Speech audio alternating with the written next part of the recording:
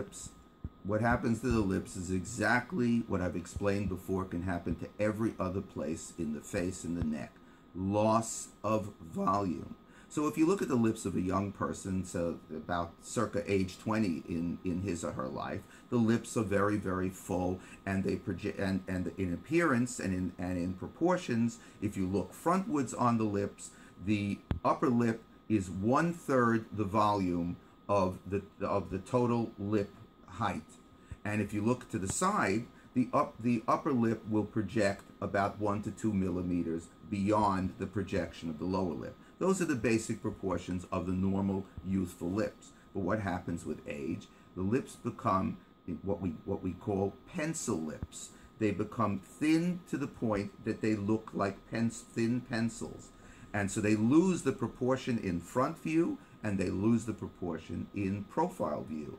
So again, since non-surgical rejuvenation depends upon restoration of volume, it's a very simple thing with the volumizing fillers we have today to be able to restore the lips to the proportions that are more youthful. And how do we do it?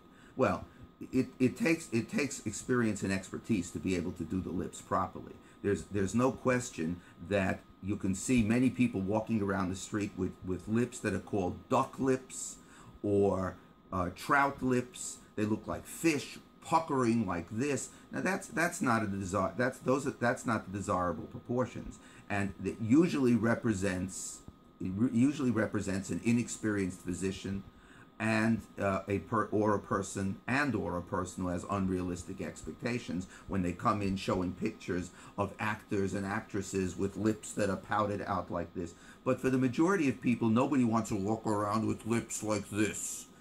Now, in order to be able to successfully do that, the volume has to be added with an artistic eye.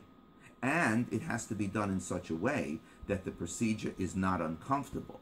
When done improperly, the procedure can be uncomfortable and the lips can end up like duck lips. Done properly, the procedure is barely uncomfortable at all, takes only 5 to 10 minutes maximum to do, and the volume is placed precisely to fit the person's face both in front view and in side view.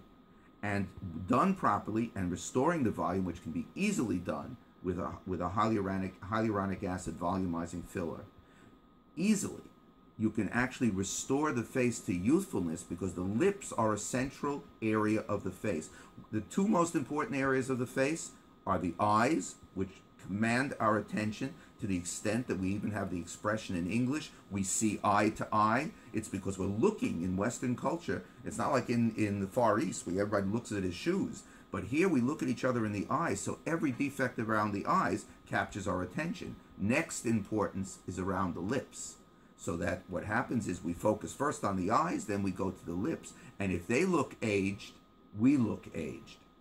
So that restoring them with volume is a very important part of non-surgical facial rejuvenation.